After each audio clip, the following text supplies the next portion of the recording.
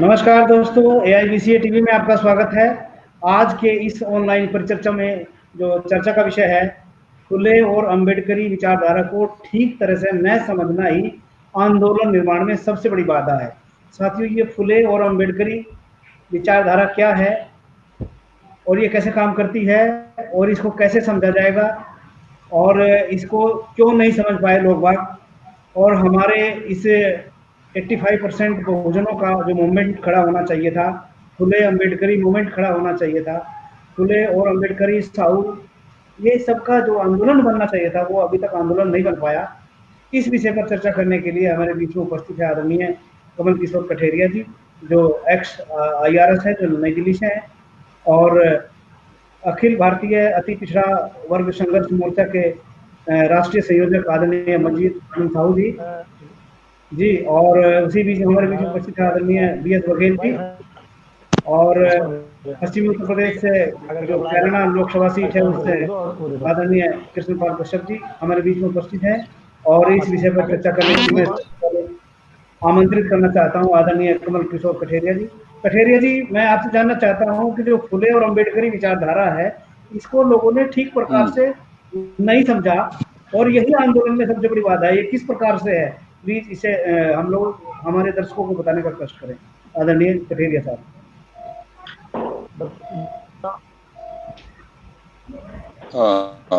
सभी साथियों को जय भीम। आप सही कह रहे हैं कि जो हमारा जो आंदोलन है, जिसे हम 85% का आंदोलन कहते हैं या बहुजन आंदोलन कहते हैं, ये आंदोलन फेल होने का कारण यही है कि हम जो फुले अम्बेडकरी आंदोलन है वो है क्या, इसको नहीं समझ पाए। हम बाबा साहब अम्बेडकर का विभिन्न कार्यक्रमों में उनका फोटो लगाते हैं, उनको सम्मान देते हैं, ज्योतिबा फुले साहब को सम्मान देते हैं, साहू महाराज को सम्मान देते हैं। हम जितने महापुरुष हैं उनको सम्मान तो देते हैं, लेकिन वो महापुरुष चाहते क्या थे और किस रास्ते पे हमें ले जाना चाहते थे, ये हमारे लोग कभी समझने का प्रयास नहीं किए। इसीलिए हम इस आंदोलन को सफल नहीं बना पाए। कुछ लोग लगे रहते हैं, जुड़े रहते हैं, सक्रिय रहते हैं, लेकिन उनको समाज से पर्याप्त सपोर्ट नहीं मिल पाता है। हमारे जो आंदोलन है उसको हम वैसे तो हमारे जितने महापुरुष हैं, तथागत बुद्ध से लेकर कबीर और नानक से लेकर साहू महाराज और मानवर काशीराम, सबको जोड़ देते हैं, लेकिन हम इसको शॉर्ट में ज्योतिबा फुले अम्बेडकरी आंदोलन इसलिए कहते हैं कि अगर इन दो महापुरुषों को ले लिया जाए तो ये पूरा आंदोलन जो सबके विचारों को मिलकर बनता है वो इस दो नामों से में समाहित हो जाता है। इसलिए आंदोलन को फुले अम्बेडकरी आंदोलन बोलते हैं। ये जो ज्योतिबा फुले साहब थे या बाबा साहब अम्बेडकर हो, ये दोनों ही लोग जो है जाति व्यवस्था से पीड़ित समाज को समानता के रास्ते पे लाना चाहते थे। समानता, समता और बंधुत्व आधारित समाज का निर्माण करना चाहते थे।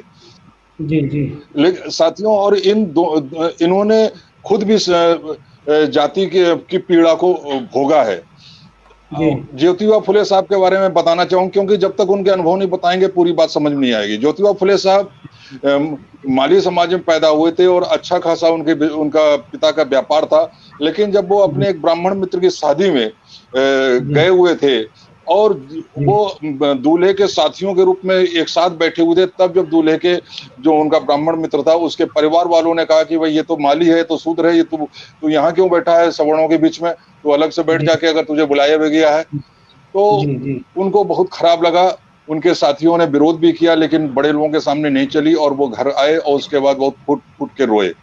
और उसके बाद ही उन्होंने ये डिसीजन ले लिया कि ये जो व्यवस्था है, मैं पढ़ा लिखा होते हुए और शिक्षित होते हुए और मेरे पैसे की भी कमी नहीं है, तब भी मेरे साथ ये व्यवहार हुआ, तो मैं इस व्यवस्था के खिलाफ लड़ूंगा।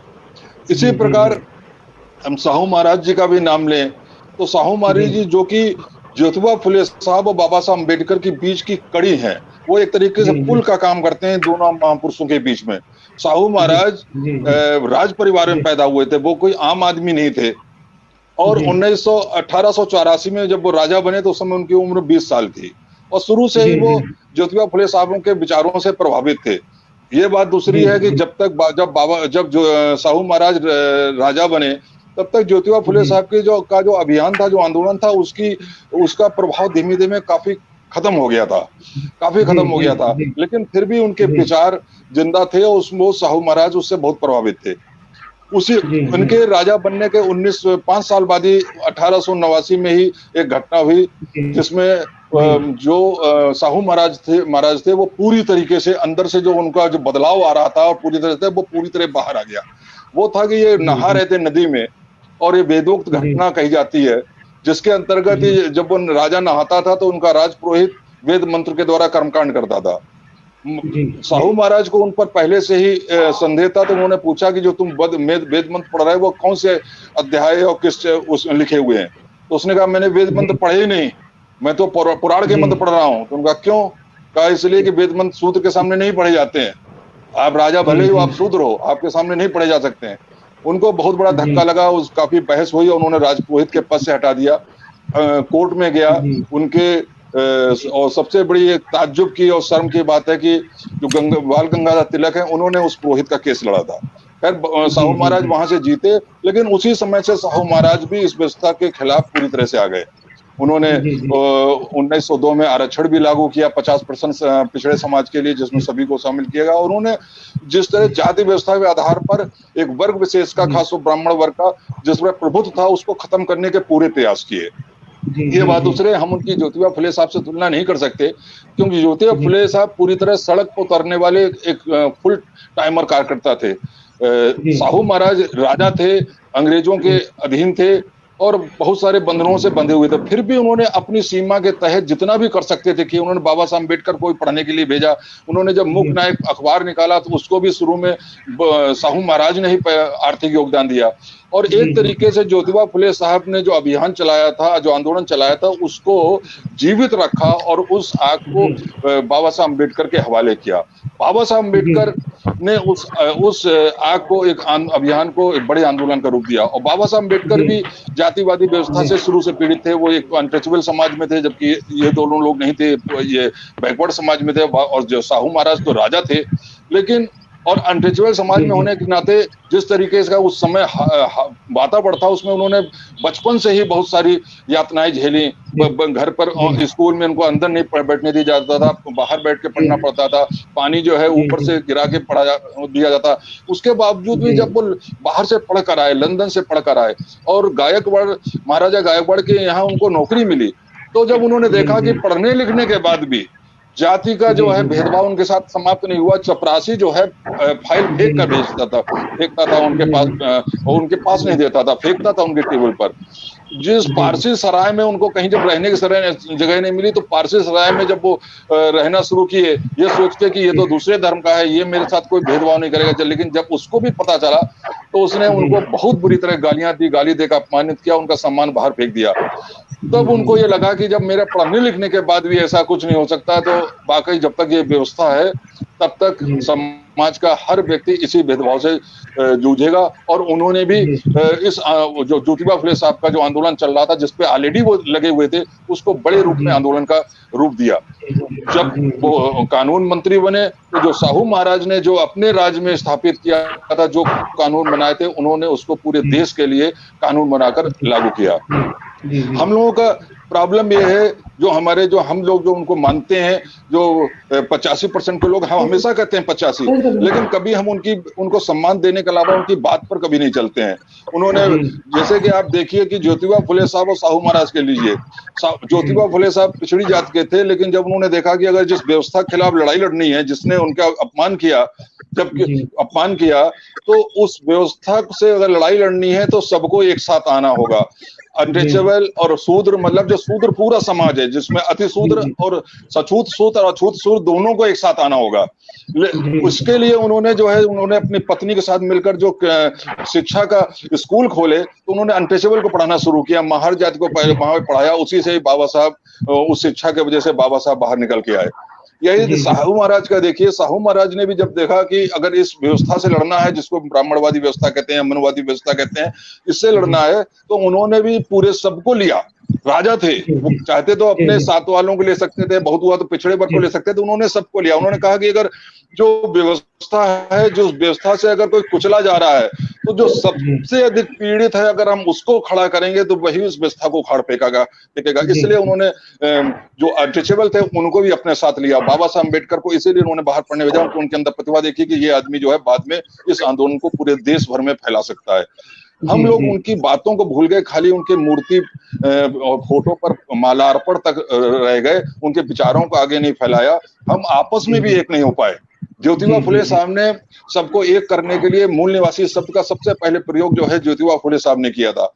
मूल जी, जी। निवासी शब्द कोई नस्ली शब्द नहीं है, वो ये था कि जी। हम इस देश के मूल निवासी आर्य बाहर से आए हैं। हम आर्यों जी, को जी। बाहर से जाने को बाहर नहीं कह रहे हैं, लेकिन हम ये कह रहे हैं कि अगर हम इस देश के ओरिजिनल इनहेबिटेंट्स हैं तो पहला अधिकार हमारा है। तो हम जी, जी। आपको बाहर नहीं कहते हैं जाते हैं, कहते हैं हम आपसे अधिक अधिकार नहीं मांग रहे हैं, लेकिन कम से कम जी। हमको समानता का अधिकार तो मिलना चाहिए। तो जी, जी, ये जी। सारी चीजें हैं। अगर जी। हम उनके विचारों पे चलकर खाली एक भी हो जाते, तब भी जी। हम पिछले 70 साल में हम पूरी काया पलट इस देश के कर दिए होते, पूरी सत्ता हमारे हाथ में होती, हम लोग कभी एक भी नहीं हो पाए। इसलिए उनके विचारों को समझना आवश्यक है, वो किस जी। व्यवस्था के खिलाफ लड़ रहे थे उसको समझना आवश्यक है, और हम उनके विचारों को, उनके जो जिस व्यवस्था को परिवर्तित करना चाहते हैं उस व्यवस्था से कैसे लड़ना है, क्यों एक साथ आना है, इसको समझना बहुत आवश्यक है। अगर संक्षेप में बोले तो इन दोनों महापुरुषों का जो आंदोलन था वो इंसान को इंसान के रूप में समझने का आंदोलन है। वो जी, जी, जी। इंसान को इंसान के रूप में देखने का आंदोलन है, या कह सकते हैं कि इंसान को इंसान बनाने का आंदोलन है। जिस दिन जी, हम जी। ये लोग हम आपस में खाली बहुजन जो है 85% हैं, शूद्र अतिशूद्र हैं, सछूत और अछूत शूद्र हैं, वही लोग इस बात को समझ लेंगे, हम लोग एक हो जाएंगे, तो हमें जी। किसी का मोहताज होने की आवश्यकता नहीं होगी, किसी के शरण में जाने की आवश्यकता नहीं होगी। पूरी सत्ता हमारे साथ में आ सकती है, हम इनके सपने को पूरा कर सकते हैं। जी, जी, बहुत-बहुत धन्यवाद। आपने ये बात कही कि फुले और अम्बेडकरी जो आंदोलन था, उसको ठीक तरह से अभी तक नहीं समझ पाए लोग, और केवल उनकी मूर्ति को रख करके उनके नाम पर जो है आंदोलन चलाते रहते हैं, और उस बात को ठीक तरह से नहीं चाहते, जो ज्योतिराव फुले और साहू जी महाराज और जो है अम्बेडकर साहब चाहते थे। तो फुले जो है, आपने बताया कि शूद्र अतिशूद्रों को एक साथ मिलाना चाहते थे। वही बात साहू जी महाराज भी अपने राज्य में प्रतिनिधि देकर के उन्होंने भी एक साथ मिलाने का प्रयास किया, और बाबा साहब ने पूरे डिवाइड को एक बहुजन वर्ग के रूप में एक तरह से ये कहिए कि जो है ना उनको अधिकार, वंचितों को अधिकार संपन्नता बनाने का प्रयास किया। तो इस तरह का जो आंदोलन जो चलता रहा, इसको जो है उन्होंने कहा, मैं यहाँ अभी तक एक बात आई सामने, अपने कहा जो ना उनके बताए रास्ते को चलने का अब यहाँ के लोगों ने प्रयास नहीं किया, और वो इधर-उधर भटकते रहे, और साथ ही साथ मूर्ति रख करके उनके आंदोलन के नाम पर एक तरह का ढोंग ढकोसला करते रहे। तो मैं मंजीत जी के पास चलना चाहता हूँ। मंजीत जी जो है, फुले और अम्बेडकरी आंदोलन को हम लोगों के साथ जो है ना कैसे समझा जाएगा? क्या लोगों ने समझ लिया है, या अगर नहीं समझा है तो ओबीसी के लोगों में उसका क्या इफेक्ट दिखाई दे रहा है? मंजीत साहू जी। देखिए, कमल किशोर कठारिया साहब ने बहुत ही माकूल बातें कही हैं, और मैं जी। उसी में अपने आगे बात करते हुए मैं ये कहना चाहूँगा कि जो भारतीय समाज है, जी। भारतीय समाज के भीतर जो गैर बराबरी रहा जी। सदियों से, और उसको उसकी जो एक मतलब सामाजिक जो बजबजाती स्थिति थी, उसको जी। बाबा साहब डॉक्टर अम्बेडकर ने जी। समझा। बाबा जी। साहब डॉक्टर अम्बेडकर से पहले छत्रपति साहू जी महाराज ने समझा, ज्योतिबा फूले ने समझा, जी। उसके आगे अगर चलें इधर तो तमिलनाडु में इधर पेरियार साहब ने समझा। जी। तो तमाम जो उनके जो इन तमाम जो पुरुषों का जो एक तरीके से दर्शन है या संघर्ष है, जो उनका काम है, उनका विजन है, उसमें जी। एक संदेश ये है कि जो कमजोर वर्ग के लोग हैं, जो वंचित वर्ग के लोग हैं, जी। दलित हैं, पिछड़े हैं, अति पिछड़े हैं, जी। तो जी। इन लोगों के भीतर जो पिछड़ापन है उसको दूर करने के लिए पहले उनको उठ खड़ा होना होगा। ये बाबा साहब डॉक्टर अम्बेडकर ने भी संदेश दिया, अपने कार्यशैली से दिया, अपने संघर्ष से दिया, जी। जी। महात्मा ज्योतिबा फूले ने दिया। उन्होंने जिस प्रकार जी। से अपनी पत्नी जी। को, बाबा साहब डॉक्टर अम्बेडकर ने कहा था कि हम अपने घर जी। को तैयार नहीं कर पा रहे हैं, हम अपने आप अपने समाज को नहीं तैयार कर पा रहे हैं, जी। कि जी। जी। भाई अगर किसी समाज की स्थिति को ठीक से आकलन करना हो तो वहाँ के उनके महिलाओं को की स्थिति को देखिए, और उसके पहले क्योंकि बाबा साहब अम्बेडकर की जो की जो सोच थी, और उसको महात्मा ज्योतिबा फुले ने पहले समझा था, और इसीलिए माता सावित्रीबाई फुले जो अपढ़ थी, और उनको न केवल पढ़ाया लिखाया बल्कि उनको शिक्षित अपने आपको म्यूट करना प्लीज, थोड़ा सा वॉइस का डिस्टर्ब कम होगा। सामाजिक परिवर्तन के लिए उनकी जो कितनी बड़ी सोच थी, उन्होंने अपने ही जीवन से, जो कहा जाता है कि उन्होंने एक बड़ा महत्व इसको एक संदेश दिया। तो दूसरी चीज है कि जो हमारी हो रही, हाँ, तो इस देश के भीतर जो दो तबका है, अगर हम जाति से अलग हट करके भी बात करें, तो जो एक तबका है जो सामाजिक, आर्थिक, शैक्षिक, राजनीतिक रूप से, सांस्कृतिक रूप से पिछड़ा हुआ है, और एक तबका है जो सामाजिक, आर्थिक, शैक्षिक, राजनीतिक और सांस्कृतिक रूप से समृद्ध है। तो एक जो समृद्ध तबका है उसमें कुछ अभिजात्य वर्ग के लोग, जो जिसको हम उच्च जाति, सवर्ण जाति, अगड़ी जाति से संबोधित करते हैं, वो इस तरीके से पहचाने जाते हैं। तो वो, और दूसरा जो सामाजिक, आर्थिक, शैक्षिक, सांस्कृतिक, राजनीतिक रूप से जो कमजोर है, वंचित है, उपेक्षित है, उसमें दलित हैं, पिछड़े हैं। बिहार के संदर्भ में अब अति पिछड़े भी यहाँ पे होते हैं। 1978 के बाद जो है यहाँ पे 2 वर्गीकरण है पिछड़ों का। तो उसमें आप देखिए कि जो समग्रता में हमें समझने की जरूरत है कि हम एकजुट नहीं है। इसलिए नहीं है कि हम अगर संवेदनशील होते, जो लोग बाबा साहब अम्बेडकर को समझते हैं, जो नहीं समझते छोड़ दिए, जो लोग महात्मा ज्योतिबा फुले को समझते हैं, जो लोग छत्रपति शाहू महाराज को समझते हैं, पेरियार को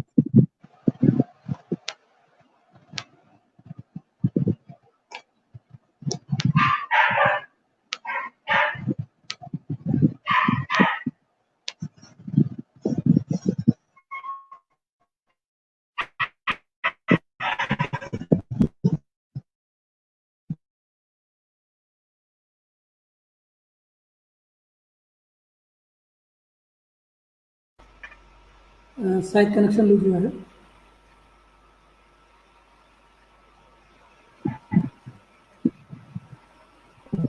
कसटा अनम्यूट करिए अपने आपको।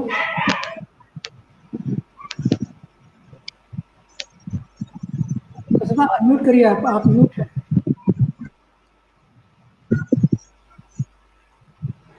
बघेल जी, जो हमारे जो आंदोलन चल रहा था साहू और फुले का, ज्योतिराव फुले जो है शूद्र और अति शूद्रों को एक साथ मिलाना चाहते थे।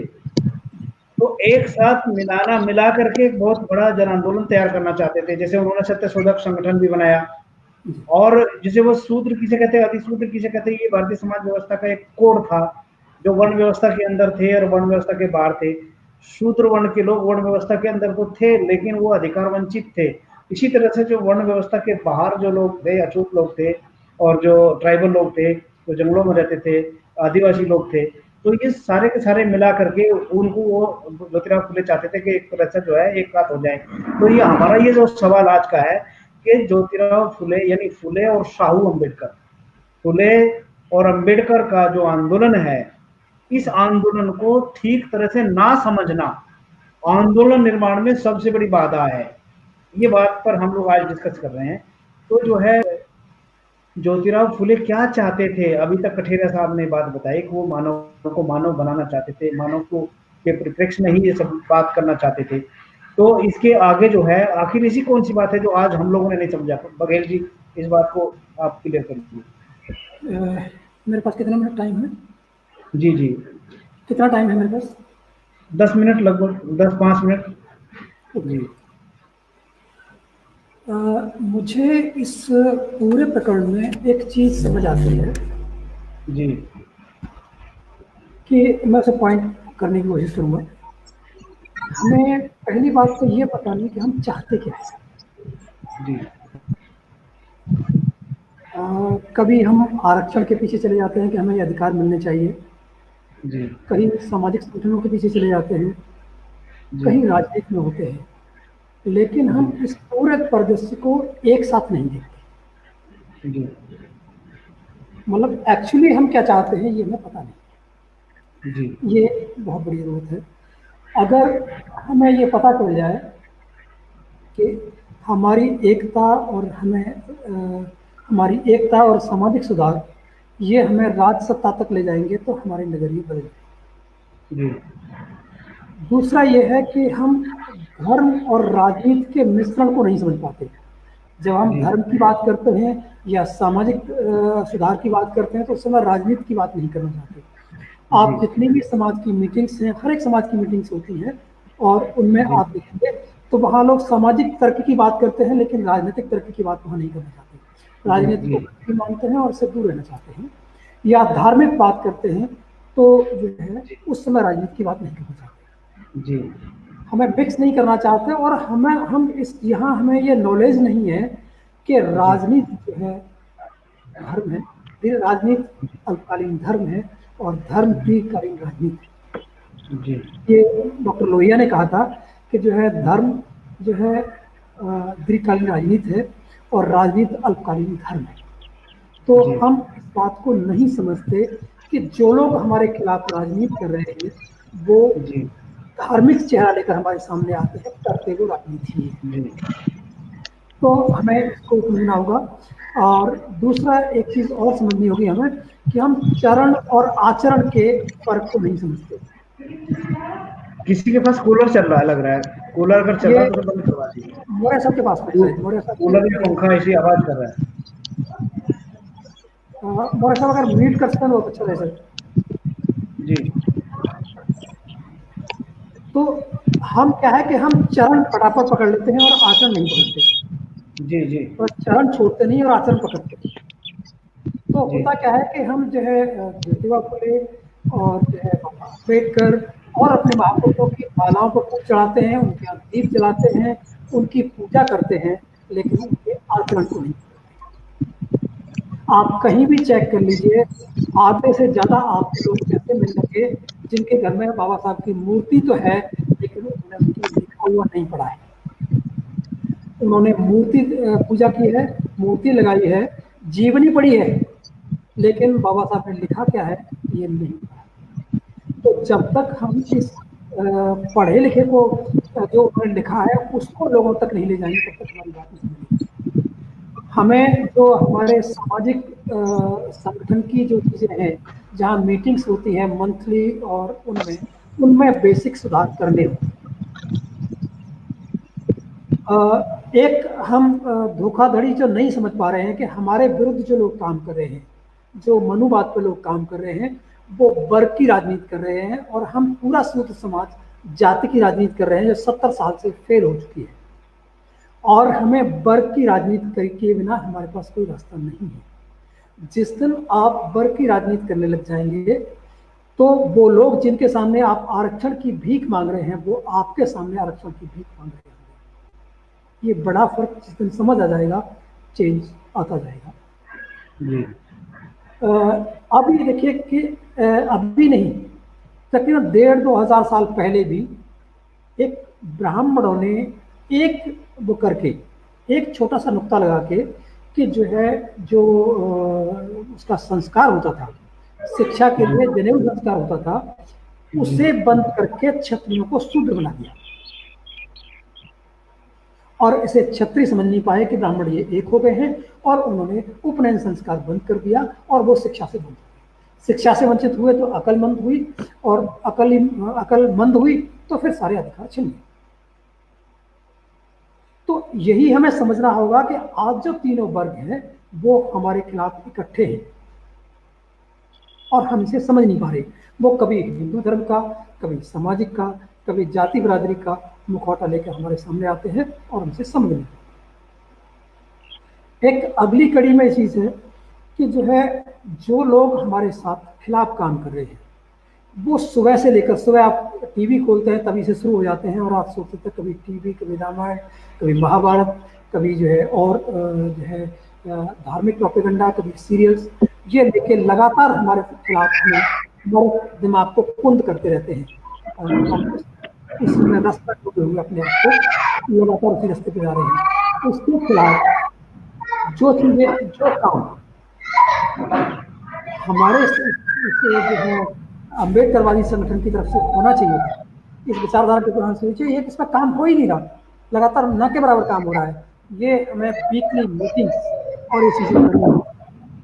एक सबसे बड़ी बात, हमें अगर अपनी राजनीतिक पावर बढ़ानी है तो एक गैर राजनीतिक संगठन बहुत जरूरी है।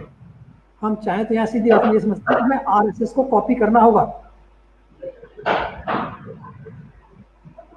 ऐसा संगठन बनाना होगा जो हमारी राजनीतिक पार्टियों को, जो अलग अलग बिखरी पड़ी हैं, क्षेत्रीय शक्ल में आ रही हैं और वहां भी बटी हुई है, उनको कंट्रोल कर सके और जिसके लीडर्स जो है पॉलिटिकल लीडर्स ना हो।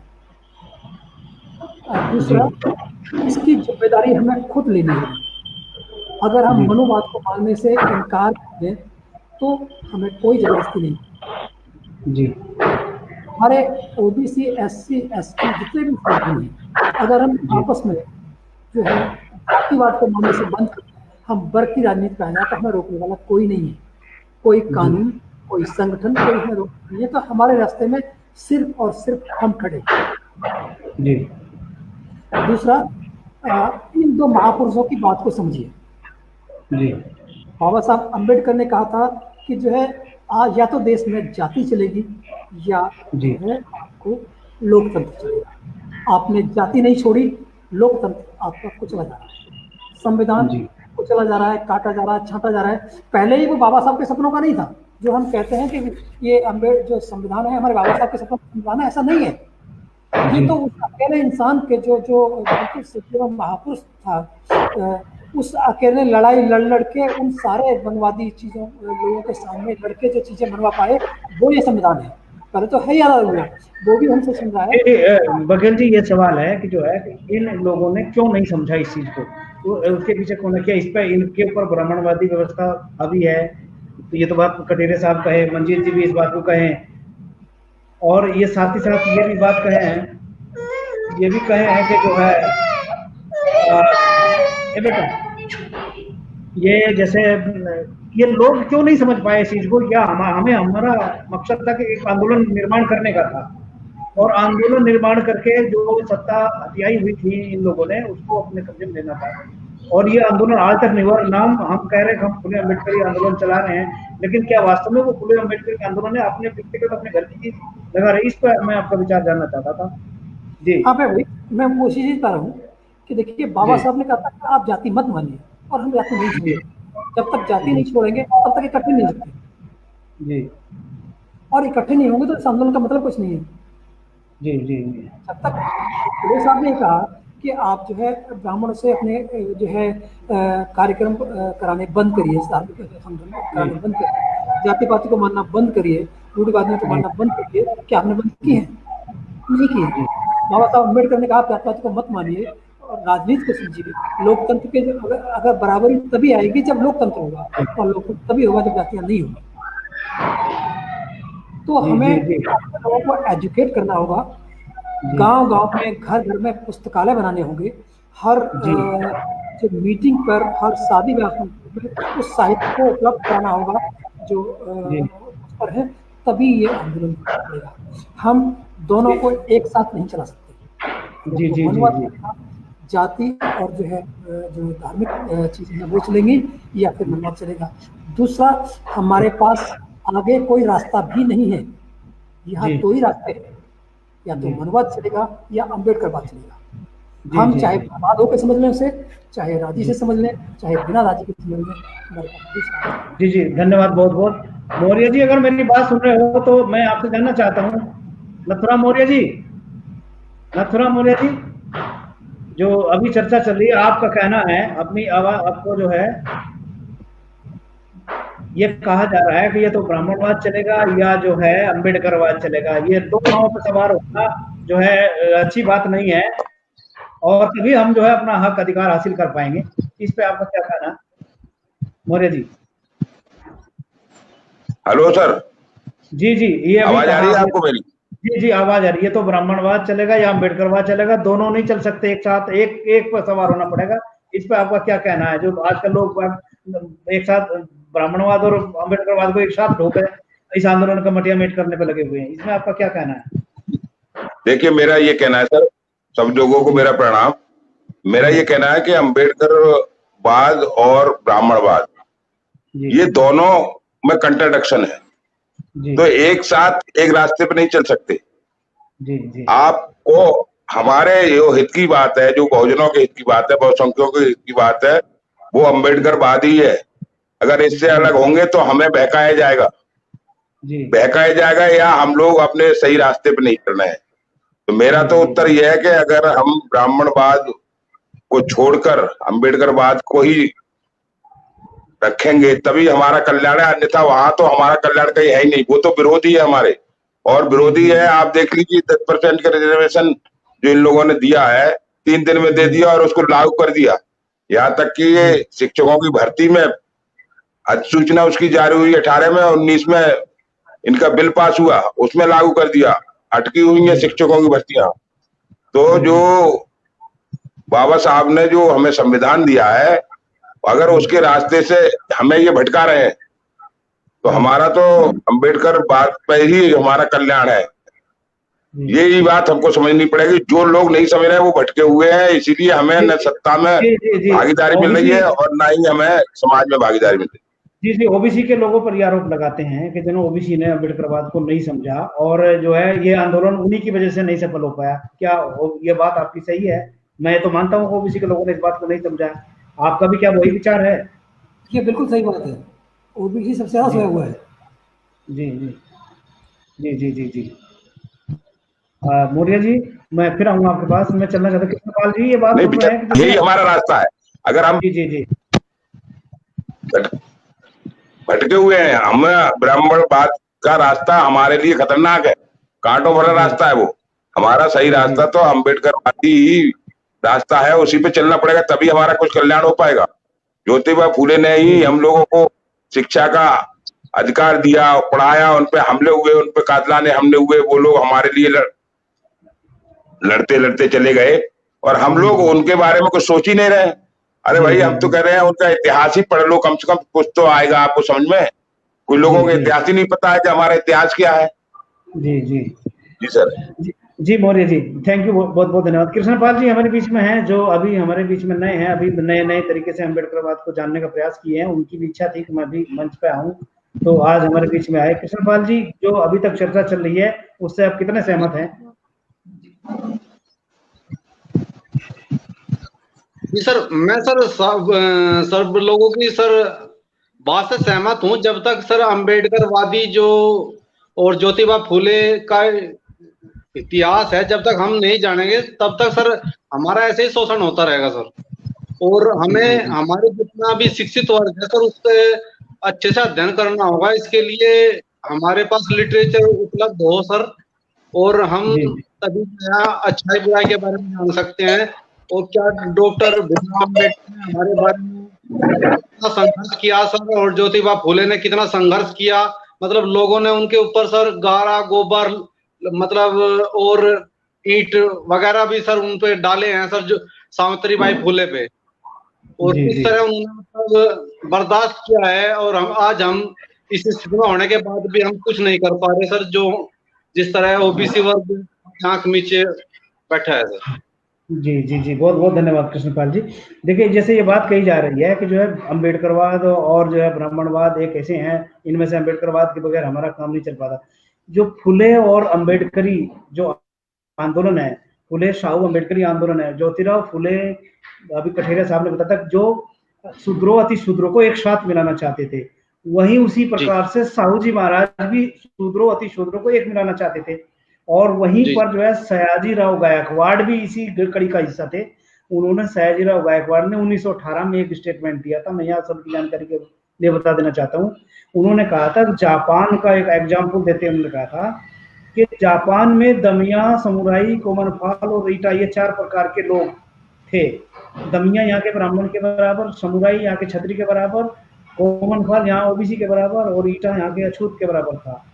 तो जो है कोमनफाल और रीटा में जब चेतना आई तो दमिया और समुराई भयभीत हो गए थे, डर गए थे।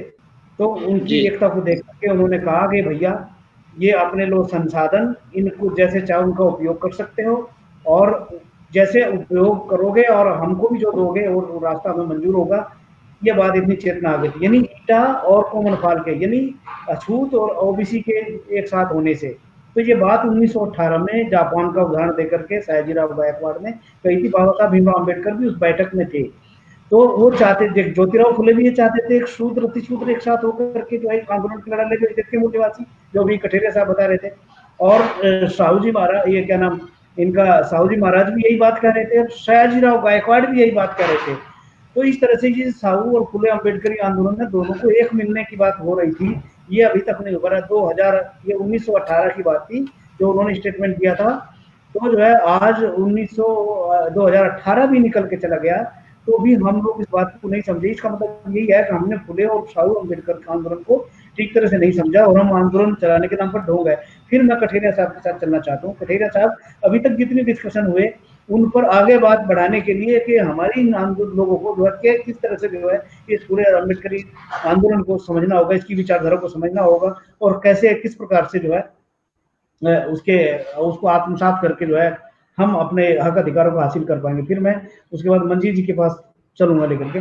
मंजीत जी पिछड़े वर्गों का जो अति पिछड़ों का आंदोलन है उसके लिए बड़े लंबे समय से प्रयास कर रहे हैं, और आप जो है अति पिछड़ा जो है उसके राष्ट्रीय संयोजक है, अति पिछड़ा संघर्ष मोर्चा के, बिहार में आपका मूल निवास है। और मंजीत जी साहू हैं जो एक ऊर्जावान व्यक्ति हैं और अभी तक जो है यंगस्टर हैं, और हम सकते हैं कि इनका जीवन लंबा होगा हम लोगों की तरह जो है अभी भी, और ये बहुत बड़ी ऊर्जा लेकर के काम करेंगे। तो निश्चित रूप से ये हमारा फुले साहू अम्बेडकर जो आंदोलन है तेज गति से बढ़ेगा। मैं कठेरिया साहब के पास चलना चाहता हूँ। कठेरिया साहब, जो ये बात हुई अब तक का जो डिस्कशन हुआ उसमें जो है ये बात आई निकल करके कि अभी तक एकता की बात दोनों की कही थी, लेकिन वो एकता अभी तक दिखाई नहीं थी, जन जन के अंदर एकता नहीं थी। तो ये विभिन्न पॉलिटिकल पार्टी के लोगों ने अम्बेडकर और फुले का आंदोलन लेकर के ढोंग तो किया, मगर उसको एक करने का काम नहीं किया। इस पर आपका जो आगे का विचार मैं जानना चाहता हूँ अपनी कठेरिया साहब।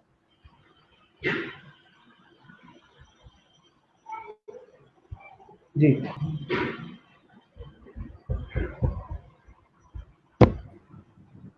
जी कठेरिया साहब।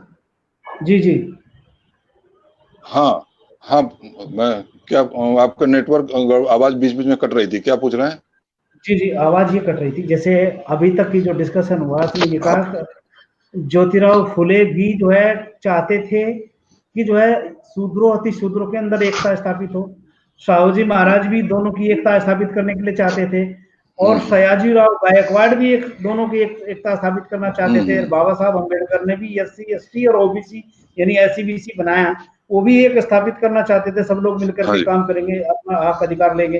तो ये जो है अभी तक हम लोगों ने उनकी विचारधारा को कितना समझा, और बड़े बड़े पॉलिटिकल लीडर्स जो हैं झंडा बैनर पार्टी और फोटो लगा करके जो है उसका एक ढोंग तो करते नजर आए, लेकिन उस विचार को जो उन्होंने कहा था हम सामाजिक और आर्थिक रूप से एक व्यक्ति एक मूल्य की स्थापना करना हमारा उद्देश्य है, क्योंकि सामाजिक क्षेत्र में तो राजनीतिक क्षेत्र में तो हम एक पाए, और आर्थिक और सामाजिक क्षेत्र में अभी तक हम एक तरह का सिस्टम नहीं बना पाए। तो उससे आगे मैं जो है ये जानना चाहता था आपसे कि जो अभी तक का जो है ना ये परिदृश्य जो उभर करके सामने आया, इसके पीछे क्या कारण है और क्यों नहीं अभी लोगों ने इस बात को समझा?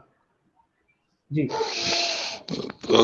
देखिए सर, एक तो जो बघेल साहब ने बोला, मैं उस बात का समर्थन करूंगा कि जब तक जाति के खोल से बाहर नहीं निकलेंगे तब तक हम अम्बेडकरवादी रास्ते पे नहीं जा पाएंगे। तो हमारे जो आंदोलन की सबसे बड़ी कमी यही रही है कि हम जातिवादी खोल से नहीं निकल पाए। जिस जातिवादी व्यवस्था से हम लड़ना चाहते हैं और जिस जातिवादी व्यवस्था ने हमको 6000 से अधिक जातियों में बांट रखा है, उस व्यवस्था से लड़ने के लिए जो दुश्मन व्यवस्था की दी हुई जाति के खोल से हम बाहर नहीं निकल पाए, ये सबसे बड़ी हमारी विफलता कारण है। और इस जाति पहचान को हमारे राजनेताओं ने पिछले 25-30 सालों में ज्यादा मजबूत करने का प्रयास किया है अपने व्यक्तिगत स्वार्थ के लिए। आप ध्यान करिए, आज से 25 साल पहले इतने जातीय संगठन समाज में नहीं मिलते थे। इवन कभी कभी तो ऐसा होता है कि कुछ किसी जाति का पूरे जिले में कोई संगठन ही नहीं है तो उसका कोई अस्तित्व तो नहीं है। लेकिन आज हर जाति के हर जिले में कम से कम 4-4, 5-5, 6-6 संगठन चल रहे हैं। तो ये जो संगठन बन रहे हैं वो उनका कोई उद्देश्य नहीं है, वो सिर्फ अपने जाति के लोगों को भ्रमित करते हैं और चुनाव आने पर किसी न किसी नेता से पैसा लेके अपने समाज का वो एक तरीके से जो है बेचने का काम करते हैं। तो जी, जी। हमें विचारधारा के आधार पर संगठन बनाने होंगे। जो भी संगठन चल रहे हैं, नया संगठन के बजाय जो संगठन चल रहे हैं उनको एक आपस में इकट्ठा करना होगा, कॉमन प्लेटफॉर्म पे लाना होगा, जो जी, लोगों के अंदर विचारधारा के आधार पर लोगों को एक करे। हम राजनीति के जी। समय एक होने का प्रयास करते हैं, जैसे जी, कि जी, जी। पिछले इलेक्शन में हुआ 95 में, जो है 93 में सपा और बसपा एक साथ आए थे, जी, जी। और लेकिन विचारधारा के आधार पर नहीं आए थे, केवल जी। कुछ समय के लिए आए थे कि हमें मिलकर चुनाव जीतना है। इसीलिए जैसे जी, जी। ही कुछ लोगों ने गड़बड़ी करी, वो तुरंत ही अलग हो गए। वही जी, हाल 19 में हुआ जी। कि दोनों लोग सत्ता में आए। मैं एक उदाहरण दे रहा हूं, वही जी, राजनीतिक जी। गठजोड़ का ही सामाजिक गठजोड़ पर भी असर जाता है। एक जी। उदाहरण दे रहा हूं, बिना विचारधारा के केवल वोट लेने के लिए दोनों लोग आए, जी। और उसका परिणाम ये हुआ कि लोगों के अंदर बड़ी जागरूकता आई, लोगों के अंदर उम्मीदें बंधी, क्योंकि समाज में जी। सारे लोग ऐसा नहीं है जो सोए हुए हैं। समाज जी, में एक जी। बहुत बड़ा हिस्सा है जो बाहर जी। तो नहीं निकल पाता है, लेकिन उसके अंदर जागरूकता है, वो समाज के लिए कुछ करना चाहता है। बस वो केवल जी। नेतृत्व की तलाश में रहता है। वो देखता है कि कोई नेता आए, कोई नेतृत्व हमें दिशा दे और हम उसके साथ चल निकले। ऐसे लोगों को जी। उम्मीद जगी कि शायद जो काशीराम के समय में एक नारा उभरा था कि मिले मुलायम जी। काशीराम, हवा में उड़ गए जय श्री राम, वो शायद जय श्री अब राम। फिर से होने वाला है। लेकिन 19 जी। के इलेक्शन के बाद जैसे ही हुआ तो हमारी बहन जी जो है तुरंत ही पलटी मार गई, तो वो सारी चीजें जी। खत्म हुई। लेकिन मैं उसका बताना चाहता हूं कि ऐसा नहीं है वो उनके पलटी मारने से वो गठजोड़ खत्म हुआ, लेकिन समाज में जिस तरीके से बुराई की गई, उस चीज को एहसास किया गया कि हमारे नेता जो है हम ही को ठग रहे हैं। खाली चुनाव जी। के लिए साथ में आते हैं, बाद में अलग हो जाते हैं, वो हमें ठग रहे हैं। इससे ये जाहिर होता है कि समाज में एक बहुत बड़ा हिस्सा जागरूक लोगों का है। अगर उनको जी। सही ढंग से सब लोग मिल के काम करें, और नेता जी। भले हमारे साथ ना आए, जो सामाजिक रूप से जो सक्रिय हैं वो लोग अगर आपस में मिल जाएं तो बहुत बड़ा काम आज भी हो सकता है। उसके लिए जी। हमें दो काम करने होंगे। बाबा साहब अम्बेडकर की मैं एक बात का उदाहरण देना चाहूंगा। बाबा जी। साहब ने जो अंतिम स्पीच दी थी 1949 में, संविधान लागू जब होने से पहले, जब संविधान सभा में संविधान को स्वीकृत किया गया था, उसमें जी। उन्होंने कहा था, 3 चेतावनी दी थी। उन्होंने कहा था 26 जनवरी से एक सबको मालूम है कि देश आजाद होने वाला है, संविधान लागू हो जाएगा, सब लोग बराबर होंगे। उसमें उन्होंने लोकतंत्र के बारे में 3 चेतावनी दी थी और कहा था कि वैसे तो ये देश लोकतंत्र को बहुत पहले जानता है, बुद्ध के समय भी इस देश में बहुत सारे लोकतांत्रिक गणराज्य हुए हैं, और जी। यदि हमें लोकतंत्र को बचाना है तो उसमें 3 चेतावनी दी थी कि एक तो हमें जो साधन जो है वो हिंसात्मक नहीं होने चाहिए, क्योंकि पहले जब व्यवस्था थी, जब अंग्रेजों से लड़ रहे थे, वो एक अलग थी, और हिंसा तो कहीं भी नहीं, उन्होंने कभी भी हमेशा विरोध किया। उन्होंने पहली चेतावनी थी कि हमें जो है, जो असहयोग और सविनय अवज्ञा के आंदोलन चला रहे हैं, इसको हमें नहीं चलाना होगा, क्योंकि अब हमारा अपना राज आ गया है, हम अपने लोगों से मांग रहे हैं, और आपके पास संविधान है तो हमें संवैधानिक रास्तों का प्रयोग करना होगा। और एक था कि हिंसा का रास्ता हमें नहीं अपनाना है। लेकिन सबसे बड़ा जो चेतावनी उनकी थी वो थी कि हमें नायक पूजा का विरोध करना होगा। नायक पूजा हमारे लोकतांत्रिक आंदोलन को हमेशा खत्म कर देती है, चाहे देश हो, चाहे समाज हो, चाहे संगठन हो, चाहे सामाजिक संगठन हो, चाहे राजनीतिक संगठन हो। अगर हम नायक पूजा करते हैं, जिसको कोई जो हमारा प्रेसिडेंट है, अध्यक्ष है, हम उसको अंधविश्वास करने लगते हैं, अंधभक्त बन जाते हैं, तो वो संगठन समाप्त हो जाता है, समाज समाप्त हो जाता है। जिस लेवल का नायक है उसका वो समाज समाप्त हो जाता है। उस समय नेहरू और जिन्ना वगैरह का मामला चल रहा था, इसलिए उनके प्रति अंधभक्ति हो रही थी, उनका इशारा उधर था। लेकिन आप देखिए बाद के आंदोलन में जितनी भी राजनीतिक पार्टी बनी या सामाजिक संगठन है, वो एक व्यक्ति के पीछे चलते हैं, विचारधारा के पीछे नहीं चलते हैं। और जो एक व्यक्ति के पीछे चल रहे हैं वो हमेशा कुछ समय तक रहते हैं और बाद में टिमटिमा कर खत्म होने लगते हैं। आप देखिए कम्युनिस्ट आंदोलन देखिए और आरएसएस देखिए, आरएसएस और कम्युनिस्ट आज भी जिंदा है, और आरएसएस के बजाय कम्युनिस्ट के बजाय आरएसएस ज्यादा जिंदा है, क्योंकि वो विचारधारा पे ज्यादा टिके रहे। कम्युनिस्ट कहने को वो हम क्यों कमजोर होता है आरएसएस सामने, क्योंकि कम्युनिस्टों का नेतृत्व भी जो है आधा वामपंथी है, आधा ब्राह्मणवादी है, इसलिए वो हमेशा फेल हो जाते हैं। लेकिन जो आरएसएस का नेतृत्व है, उनका जो कार्यकर्ता है, वो बिल्कुल कट्टर अपनी विचारधारा के। आज मोदी है प्रधानमंत्री हैं, अगर वहां पर आरएसएस चाहे तो उनको कल ही इस्तीफा देकर घर जाना पड़ जाएगा, गुजरात जाना पड़ जाएगा। इतनी ताकत उनके संगठन है। वो चाहे तो कल अगर मोहन भागवत गलत बोल दें तो उनका आरएसएस के लोग मोहन भागवत को भी हटा देंगे। ये चीज जो है बहुजन संगठनों में कभी नहीं आ पाई। मायावती आई तो मायावती के भक्त हो गए, उनके खिलाफ कोई चीज सुनना नहीं चाहते हैं, चाहे वो मोदी के समर्थन में कहीं बयान दे, उनको जिताने के लिए अपील करने जाए। वो कल को जो है कांग्रेस से तब हम उनके समर्थन में खड़े जाते हैं, वो अखिलेश के समर्थन में खड़े जाए तब हम, मतलब हम अपने दिमाग का तो उपयोग ही नहीं करते हैं।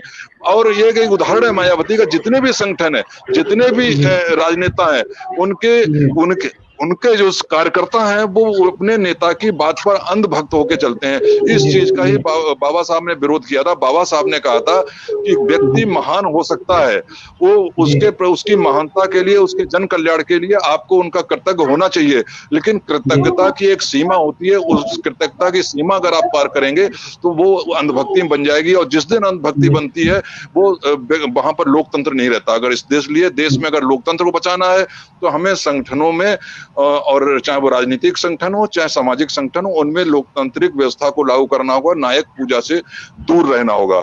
और दूसरी चीज, कलेक्टिव लीडरशिप को हमें स्थापित करना होगा। आरएसएस अगर आज सफल है तो वहां कलेक्टिव लीडरशिप है, एक व्यक्ति की नहीं चलती, एक विचारधारा के आधार पर एक समूह डिसीजन लेता है, उसको माना जाता है। वही कलेक्टिव लीडरशिप अगर हम लोकतंत्र में को बचाना चाह रहे हैं तो हमें बहुजन संगठनों में भी लोकतांत्रिक व्यवस्था को लाना होगा, कलेक्टिव लीडरशिप को उभारना होगा। अगर कलेक्टिव लीडरशिप उभरेगी तो निश्चित रूप से नायक पूजा भी बंद होगी। कोई भी हमारा लीडर इतना ऊपर नहीं जा पाएगा कि हमारे कार्यकर्ता उसके अंधभक्त बन जाए। इसलिए अगर हम इन दो चीजों पे चलें, कलेक्टिव लीडरशिप और नायक पूजा के बजाय हम विचारों को पूजा शुरू करें, विचारों का समर्थन शुरू करें, तो मैं समझता हूं कि आज भी एक समय है, इतना टाइम है, इतने जागरूक लोग हैं समाज में जो जिनके अंदर छटपटाहट है समाज के लिए कुछ करने की, हम बहुत कुछ कर सकते हैं। जी जी जी, बहुत बहुत धन्यवाद कठेरा साहब, आपने बहुत अच्छी बात की। कलेक्टिव लीडरशिप जो है जनरेट करनी होगी, लोकतांत्रिक मूल्यों को जो है संगठनों को लोकतांत्रिकता के आधार पर लेना पड़ेगा। मंजीत जी अपना माइक अनम्यूट कर लीजिए। मंजीत जी जी माइक अनम्यूट कर लीजिए। मैं अभी आपके पास आना चाहता हूँ, जैसे आप युवा हैं तो युवाओं के लिए बाबा साहब का संदेश था, उनका कहना था कि जो है खाना पीना रहना और मौज मस्ती करना ही युवाओं का उद्देश्य नहीं होना चाहिए। युवाओं का उद्देश्य एक सम्मान पूर्वक समान व्यवस्था बनाने का था। बाबा साहब की उस बात को दोहराते हुए मैं, क्योंकि आप युवा है, युवाओं में जोश भरने के लिए मैं चाहता हूँ फुले और अम्बेडकरी आंदोलन के परिप्रेक्ष्य में जो है उनको उस आंदोलन को कैसे बढ़ेगा। अभी कठेरा साहब ने बात की कि जो है जितने भी हमारे बहुजन के संगठन है उनमें लोकतांत्रिक मूल्यों का अभाव दिख रहा है, तो लोकतांत्रिक मूल्य की स्थापना करना ही मतलब हमारे इस फुले अम्बेडकरी आंदोलन का एक उद्देश्य भी है, क्योंकि बिना लोकतांत्रिक मूल्यों के जो है कोई भी संगठन खड़ा नहीं हो सकता। हीरोवर्शिप में बंद होनी चाहिए। जो नायक पूजा है वो बहुत खराब चीज है, क्योंकि नायक पूजा से जो है लोगों की आसक्ति एक नायक में हो जाती है, उनके विचारों में नहीं आ पाती है। तो एक विचार आधारित संगठन अगर मजबूत होंगे, खड़े होंगे, उनमें लोकतांत्रिक व्यवस्था होगी और किसी एक परिवार का संगठन नहीं बन के रहेगा तो वो निश्चित रूप से वो सफल होगा। मंजीत जी, मैं जानना चाहता हूँ युवाओं को एक जोश भरा संदेश देते हुए आप ये बताइए, बाबा साहब ने जो है युवाओं के लिए जो कहा था कि हमारा उद्देश्य जो है, हमारा आंदोलन सत्ता और संपत्ति के लिए नहीं, आजादी और सम्मान के लिए है, और युवा को अपने मान सम्मान के लिए अपनी जान की बाजी लगा देना चाहिए। इस पर आपके विचार क्या है? जी देखिए, समता समानता और बंधुत्व की बात लोकतंत्र के जरिए जो बाबा साहब डॉक्टर अम्बेडकर ने किया था उसको बड़े पैमाने पर कांसी राम साहब ने आगे लाने का काम किया। वैचारिक धरातल पे उन्होंने काम किया, उसके बाद राजनीतिक एक ताकत और शक्ति भी उन्होंने दिया। लेकिन उसी राजनीतिक शक्ति ने कांसी राम जी के बाद जो दूसरे नेता के तौर पे, नेत्री के तौर पे बहन कुमारी मायावती जी आई, तो बहन कुमारी मायावती जी ने, मैं ये कहना चाहता हूँ कि जिस तरीके से पूरी वैचारिकी पर जो कुठाराघात हुआ, वैचारिकी पर जो हमला हुआ है, वो आज की तारीख में अगर हमलावरों की अगर आप चिन्हित करना शुरू करेंगे तो उस हमलावरों में सबसे बड़ा हमलावर जो है इसी बहुजन समाज के भीतर के लोग हैं, जो ये दावा करते हैं बहुजन समाज के कल्याण का दावा कर रहे हैं, दलित ओबीसी आदिवासी के कल्याण का दावा कर रहे हैं। बहुजन समाज पार्टी की नेता मायावती जी ने जब मुख्यमंत्री कांशीराम जी के वैचारिक और सामाजिक धरातल के बाद जब वो मुख्यमंत्री बनती हैं और वो दूसरे बार, तीसरे बार, चौथे बार लगातार मुख्यमंत्री बनते जाती हैं, पता नहीं कितनी बार मुख्यमंत्री बनने की इच्छा और आकांक्षा उनके भीतर होगी या आज भी होगी। कांशीराम साहब के भीतर कोई भी मुख्यमंत्री और प्रधानमंत्री बनने की आकांक्षा नहीं थी, और आज देखा गया कि वो मुख्यमंत्री बनने के लिए जो सबसे बड़ी बहुजन समाज के राजनीति के प्रतीक के तौर पे अगर कोई उभर करके जो आया, तो उत्तर प्रदेश की राजनीति से निकल करके मायावती जब आती है, और मायावती जब सत्ता में आने के लिए कहती है कि हाथी नहीं गणेश है, ब्रह्मा विष्णु महेश है। जी जी जी, हाथी नहीं गणेश है और ब्रह्मा विष्णु महेश है, ये जो नारा उन्होंने दिया, और इस समय जो बाबा साहब का विचार है, जो मूल निवासी की संकल्पना है, जो बहुजन आंदोलन की बात है, वो तमाम जो है, जो वो किला था एक तरीके से वो ध्वस्त हो गया। और इस किला को ध्वस्त करने के लिए सबसे पहले ऐसे नेतृत्व को हमें नकारना होगा, और इसलिए नकारना होगा कि आपने युवाओं की बात कही कि आने वाले समय में जब बहुजन समाज का इतिहास लिखा जाए, तो उसमें ये स्वर्णिम अक्षरों में लिखा जाएगा कि जब आप सामाजिक, जैसा कि कठेरिया साहब ने कहा कि अगर आरएसएस के लोग नरेंद्र मोदी को चाहे तो आज हटा देंगे, लेकिन आज बहुजन समाज पार्टी के भीतर या बहुजन समाज पार्टी की जो पूरी राजनीतिक पृष्ठभूमि है, उसमें कोई ऐसी ताकत नहीं है जो मायावती को चुनौती दे सके। मेरा कहने का मतलब यह है कि मैं इसलिए बार बार नाम ले रहा हूं कि बाबा साहब डॉक्टर अम्बेडकर की वैचारिक और राजनीतिक जो पृष्ठभूमि थी, उसके तले, उसकी बुनियाद पर जो पिलर कांशीराम साहब ने खड़ा किया, मैं ये समझता हूं कि शायद कांशीराम अगर इस देश की राजनीति के भीतर होते, तो इस देश की राजनीति के भीतर अगर कांशीराम साहब होते, तो आज जो बहुजन समाज पार्टी की जो स्थिति है, वो बहुजन समाज पार्टी की स्थिति पूरे प्रदेश के स्तर पे एक ऐसी स्थिति रहती कि कई प्रदेशों में जो आरएसएस की जो सरकार है, वो बीजेपी की जो सरकार है, वो आज उस मान्यवर कांशीराम साहब के नेतृत्व में और बहुजन समाज पार्टी और जो कहते हैं कि बाबा साहब अम्बेडकर की जो वैचारिक और सामाजिक पृष्ठभूमि थी, उसके तहत जो है कई जगह होती नहीं होने का कारण क्या है? क्योंकि जो एक मैसेज जो फ्लो होता है, जब एक ताकत बनती है, जब ताकत तैयार होती है, उसके पीछे बहुत ताकत और बहुत ऊर्जा लगती है, बहुत संघर्ष होता है। उस संघर्ष को एक नेता ने अपने निजी स्वार्थ के लिए, पद लोलुपता के लिए, जिस पद की ना तो कभी इच्छा आकांक्षा कांशीराम साहब ने रखी, ना बाबा साहब डॉक्टर अम्बेडकर ने रखी, ना किसी ने रखी, और इसलिए हमें एक ऐसे नेता की जरूरत है या ऐसे नेतृत्व की जरूरत है जो राजनीतिक आकांक्षा लेकर के सामने ना आता हो, जिसको एमएलए एमपी बनने और प्रधानमंत्री मुख्यमंत्री बनने की केवल इच्छा आकांक्षा नहीं हो। हम बहुजन समाज को एकजुट करने की बात करते हैं, मूल निवासी का नारा देते हैं। कितने अम्बेडकरवादी लोग, कितने फूले साहू को मानने वाले लोगों ने अपने बच्चों की शादियां जो है बहुजन समाज के दूसरे जातियों के भीतर किया है? नहीं किया है।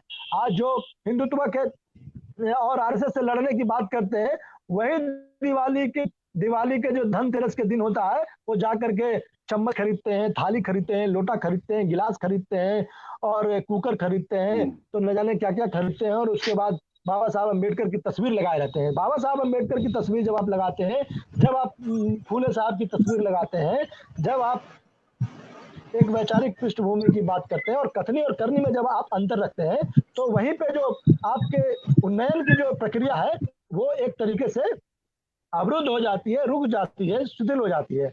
आज मैं ये समझता हूं कि बहुजन समाज का जो आंदोलन है, वो पूरी तरीके से मृत प्राय हो गया है, वो कोलैप्स हो चुका है इस देश के भीतर, और उस ओबीसी आंदोलन को, एससी एसटी आंदोलन को, जो कहते हैं एक बार पुनर्जागरण उसका हो सके, इसके लिए जो हमारे आपके जैसे लोग हैं, जो सम्यक सोच वाले लोग हैं, जो प्रगतिशील विचारधारा और बहुजन विचारधारा के लोग हैं, उनको एक तरीके से नई सोच के साथ आना होगा, और पहले ये उनको तय करना होगा कि भारतीय जनता पार्टी और आरएसएस को किस तरीके से इस सामाजिक और राजनीतिक व्यवस्था में उनको पदच्युत किया जाए। इसलिए मैं पदच्युत करने जी बात यह है कि फुले और अम्बेडकरी विचारधारा को ही प्रस्तावित करना होगा, जानना होगा ठीक तरीके से।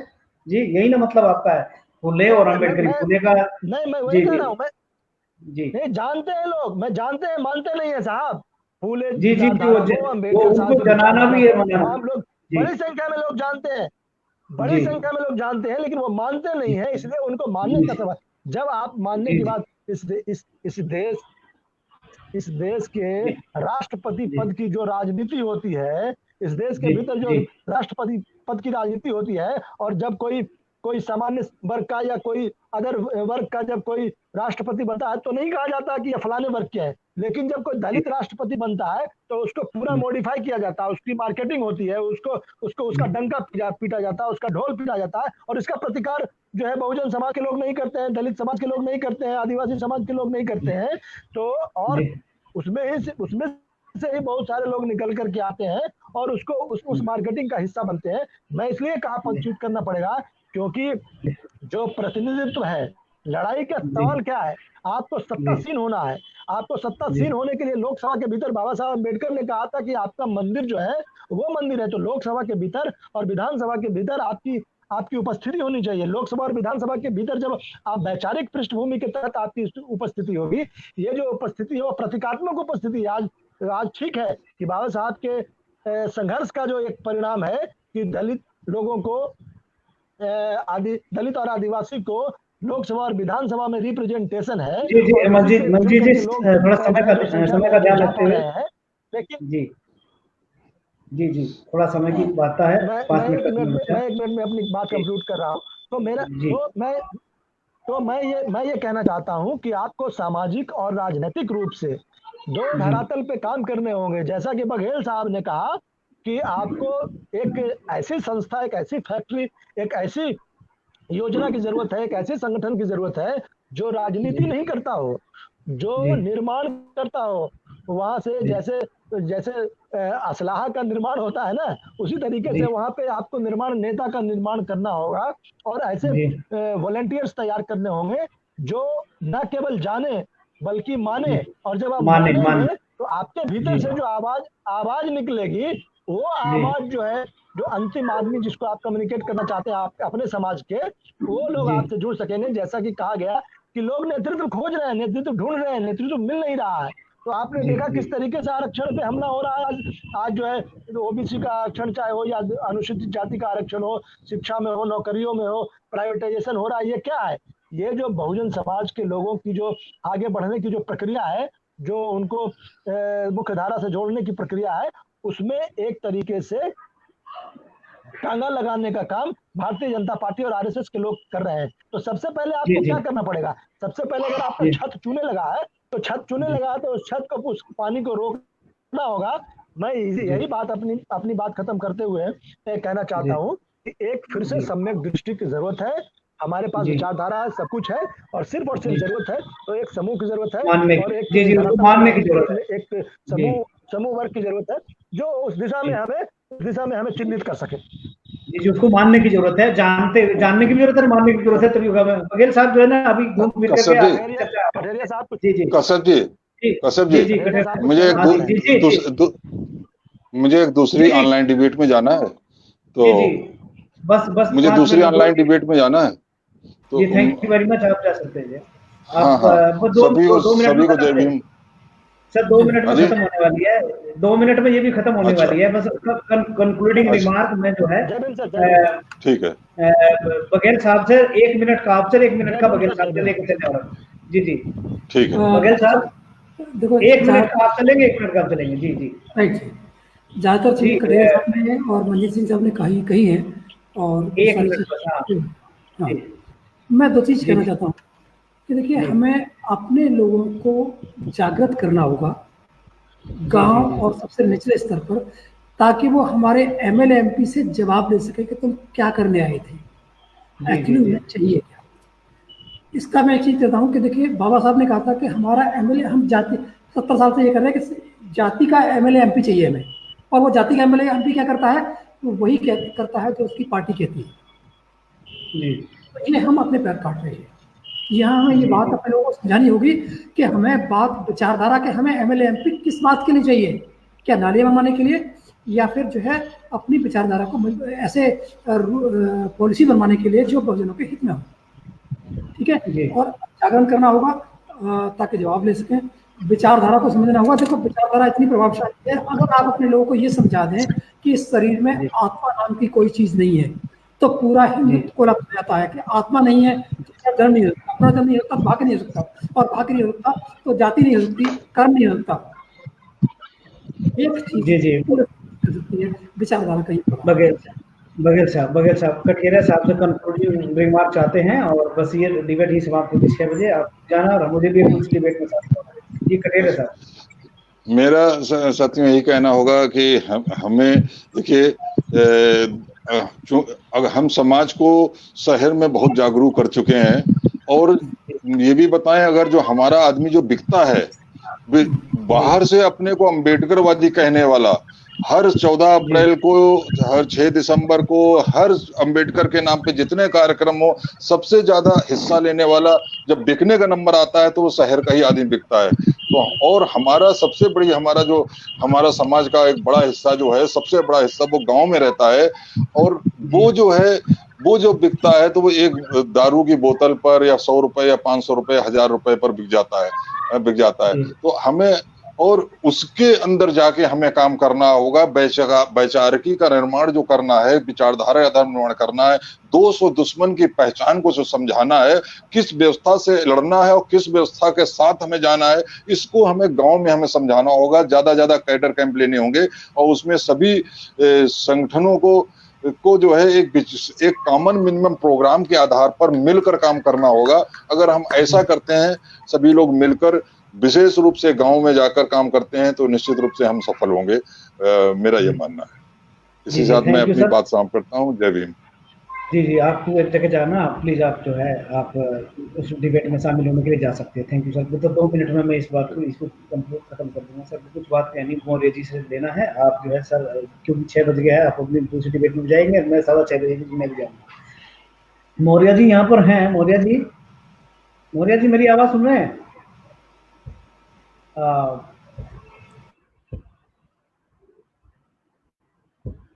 मौर्य जी मेरी आवाज़ सुन रहे हैं क्या?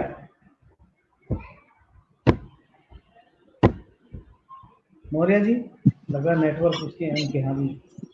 सर आज मेरा माइक जो है हेड माइक अच्छा गड़बड़ हो रहा है। जी कृष्णपाल जी, इस डिबेट में आप आए हैं और जो है अपने कस्बा समाज को क्या आपका संदेश है?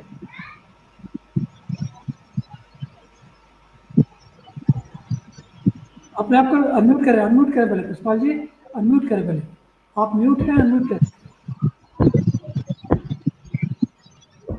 कृष्णपाल जी, अपना माइक खोलें प्लीज। जी सर, मेरा समाज को अब आवाज आ रही सर? आ गई। ठीक। हेलो जी आई सर। मेरा समाज को संदेश ये है कि हम डॉक्टर भीमराव अंबेडकर को और साहब को, ये साहू जी महाराज को जो है अगर आदर सम्मान के काम करेंगे, इतिहास जाने संघर्ष करना, आगे बढ़ाने का प्रयास किया और उस संघर्ष को हम आगे नहीं बढ़ा पा रहे, तो ये हमारे लिए बहुत दुखदायी है सर। और आगे भविष्य में बच्चे हैं सर, उनके लिए और भी दुखदायी है। उनको तो हमें वो आगे बढ़ाना चाह रहे थे, आगे बढ़ाएगा। जी विचारधारा को हम आगे बढ़ाएगा। जी थैंक यू। बघेल साहब, एक बात आपकी तरफ से अधूरी रह गई, आपकी तरफ से। जी आपकी तरफ से ये बात अधूरी रह गई, जैसे हमारे दर्शक जो है जान रहे हैं कि जो है कि अम्बेडकर, आपने एक बात कही थी शुरुआत में, अम्बेडकरवाद रहेगा या ब्राह्मणवाद रहेगा, है ना, दोनों एक साथ नहीं रह सकते। तो इस बात को खोल कर थोड़ा समझा दीजिए। 5 मिनट का समय हम इस डिबेट में और मांग रहे हैं और फिर उसके बाद खत्म करेंगे। देखिए हमारे इसमें हिंदुस्तान में 2 ही विचारधारा है, या तो मनुवाद है या अम्बेडकरवाद है। एक विचारधारा है जो जिसे हम हिंदू धर्म, या जिसका सही नाम लें हम तो ब्राह्मण धर्म है, जिसमें हम पैदा हुए और जिसका हिस्सा है, और जिसके वर्ग के हम सबसे निचले वर्ग पर बैठे हुए हैं, और वहाँ जो ऊपर वर्ग के लोग हैं वो ईमानदार नहीं है, कोई ठग है, कोई लुटेरा है, कोई कसौटने वाला है। जी मतलब वो न तो मानवतावादी विचारधारा पर है, न ही किसी को बराबरी या मान सम्मान या ईमानदारी से करने को तैयार है। 70 साल से आप देख रहे हैं जो लोग सत्ता पर बैठे हैं वो सरासर बेईमानी करके औरों के अधिकार का हनन कर रहे हैं। जी दूसरी विचारधारा जो अम्बेडकर विचारधारा है, जो किसी भी बेईमानी का सपोर्ट नहीं करती। वो कहते हैं मानव मानव बराबर है, उनके साथ जी समता का, मैत्री का और सम्मान का व्यवहार होना चाहिए। जी जी जी ये विचारधाराएं एक दूसरे को क्रॉस करती हैं और आपको एक ही विचारधारा पर रहना। जी आप जब तक ये नहीं समझेंगे, आप पाठ करने का और पढ़ने का मतलब फर्क आप नहीं करेंगे, तो आपको ये समझ नहीं आएगा कि हनुमान जी हाथ पर इतना बड़ा पहाड़ लेकर कैसे चलेंगे, जबकि जी, जी। एक मीटर पत्थर का जो है वजन है वो 2600 किलो होता है। जी जी जी जी तो पढ़ने और पाठ करने का फर्क समझना होगा हमें। अपने लोगों को देखो, बाबा साहब ने कहा था शिक्षित करो, संगठित जी। बनो, संगठन बनाओ और संघर्ष करो। जी इतनी बात में कुछ चीज खत्म हो जाती है। बाबा साहब जी। जो फुले महाराज ने कहा था कि जो फालतू के संस्कार हैं, जो मनवादी संस्कार हैं, इन्हें बंद कराना बंद करो, ब्राह्मण से जी। बंद कराना बंद करो, जाति जी। को मत मानो और इकट्ठे हो जाओ। जी। इतनी सी जी। बात है, इतनी बात समझनी है और इतनी बात लोगों को जी। समझानी है। जी जी अपने जी लोगों को थैंक यू। जितनी बात समझ आ जाए, हम अपने हित, हमें सरकारें क्यों चाहिए, जी हमारे बच्चों का जो है बच्चों की नौकरियां उनकी योग्यता के हिसाब से होनी चाहिए, उनकी जाति जी वर्ग के हिसाब से नहीं। जी पुलिस हमें न्यूट्रल पुलिसिंग करे, जो है जी हमारी हैसियत औकात देखकर नहीं। ये चीज़ होनी जी चाहिए और ये आपके राज में संभव है, राम राज में नहीं। जी जी जी थैंक यू वेरी और मच। आपका राज में आएगा। शुक्रिया। जी बहुत अच्छी बात कही साथियों। ये हमारा जो AIBC टीवी है, दबे कुचले वंचित समाज के हितों की रक्षा के लिए, उनके हक अधिकार को दिलाने के लिए, उनके अंदर सोई हुई शक्ति को जागृत करने के लिए ये फोरम तैयार किया गया है और ये रात दिन काम करता है। आज यदि हम लोगों के लोग जागरूक होते तो आज ये सब हम लोग करने की आवश्यकता नहीं होती। तो क्योंकि हमारा समाज सोया हुआ समाज है, जागा हुआ नहीं है, तो उनको जगाने के लिए AIBC टीवी रात दिन काम करता है। और मैं समझता हूँ कि इस आज आप लोगों ने सुना होगा, क्योंकि एक लोकतांत्रिक मूल्य स्थापित जब तक नहीं होंगे किसी भी संगठन में, व्यक्ति का संगठन नहीं होगा, परिवार का संगठन नहीं होगा, तब तक कोई बात नहीं बनेगी। हमारे पैनलिस्ट ने ये बात बताई है। साथ ही साथ ये बताई है कि जो है ना ज्योतिराव फुले ने ये बताया था कि जो है ना जब तक पिछड़ा और अति पिछड़ा यानी शूद्र और अति शूद्र एक साथ नहीं मिलेगा, यानी SC ST OBC के लोग एक साथ नहीं मिलेंगे, तब तक जो है ये विचारधारा स्थापित नहीं हो पाएगी। और इसी के साथ साथ उन्होंने ये कहा था कि जो है हमारी आज़ादी सत्ता और संपत्ति के लिए नहीं, बल्कि आज़ादी और सम्मान के लिए है। उन्होंने सत्यशोधक समाज का संगठन बनाया था। इसी तरह से साहू जी महाराज ने भी जो है गैर मतलब जो पिछड़े वर्गों के लिए इसी महीने के सब, जैसे जुलाई में 26 जुलाई 1902 को अपने रियासत में 50% का प्रतिनिधित्व दिया था, उसी बात को ध्यान में रखते हुए। और इसी तरह से जो है सयाजीराव गायकवाड़ ने 1918 में एक बात कही थी कि जो है दमिया समुराई कोमन फाल और ईटा वाले समाज जब जागृत हुए, जब कोमन फाल और ईटा में जागृति आई तो दमिया और समुराई मैदान छोड़कर भाग खड़े हुए, सारे संसाधनों को कब्जा करने की बात उन्होंने कही। इसी तरह से अगर भारत की SC ST OBC एक साथ मिल जाएंगे तो जिन लोगों ने शासन सत्ता में और धन संपदा का कब्जा जमा रखा, उनका ये कब्जा उनसे निकल सकता है। हम नरेंद्र की चेतना आ सकती है। तो ये फुले और अम्बेडकरी जो आंदोलन है, सत्ता और संपत्ति का नहीं, बल्कि आज़ादी और सम्मान का, मान सम्मान का है। और कैसे मान सम्मान का, जो मानव को मानव समझता है, विचारधारा पर आधारित, स्वतंत्रता, समानता, न्याय और बंधुत्व पर आधारित जो विचारधारा है, इस पर ये आंदोलन चलता है। इस आंदोलन को यदि ठीक तरह समझेंगे तो निश्चित रूप से एक बहुत बड़ा एक आंदोलन निर्माण होगा। तो यदि हम फुले और अम्बेडकरी विचारधारा को आत्मसात करते हैं तो समाज में स्वतंत्रता, समानता, न्याय, बंधुत्व और भाईचारा जो है ये स्थापित होगा और मानव के बीच का सम्मान बढ़ेगा और मानव के बीच की खाई को पाटा जाएगा। ये जो गैर बराबरी की सामाजिक व्यवस्था है, इसका विनाश होगा। तो यदि हम इसको स्थापित करने में अपना योगदान देते हैं तो मैं आप सभी से यही गुजारिश करता हूँ कि जो है फुले और अम्बेडकरी विचारधारा को आत्मसात करिए, उसका प्रचार प्रसार करिए, उसका साहित्य पढ़िए और उसी के साथ साथ जो है उसका लोगों तक पहुँचाइए। व्यवहार के माध्यम से, विचार के माध्यम से हमको अपने व्यक्तिगत हितों के लिए हमें पूरे समाज की बलि नहीं देना है, बल्कि हमें जो है सामाजिक हितों के लिए अपने व्यक्तिगत बलि भले ही हमारी चली जाए, लेकिन हमको जो है समाज की बलि कभी नहीं देना चाहिए। इन्हीं शब्दों के साथ यही हमारे महापुरुषों ने बताया था, राष्ट्रपति ज्योतिराव फुले ने यही बताया, साहू जी महाराज ने यही बताया, अम्बेडकर साहब ने यही बताया, पेरियार साहब ने यही बताया, गुरु नानक, कबीर, रैदास आदि सभी महापुरुषों ने यही कहा कि समाज की सामाजिक हितों के लिए व्यक्तिगत हितों की बलि भले ही चली जाए, लेकिन जो है हमको व्यक्तिगत स्वार्थ के लिए सामाजिक हितों की बलि कभी नहीं देना होगा। यदि हम इस विचार को समझते हैं, हम निश्चित रूप से पूरे अम्बेडकर साहू आंदोलन की ओर जाएंगे। तो मैं आज का ये कार्यक्रम यहीं पर समाप्त होता। इन्हीं शब्दों के साथ सभी को जय भीम, जय भारत, जय संविधान। Thank you very much.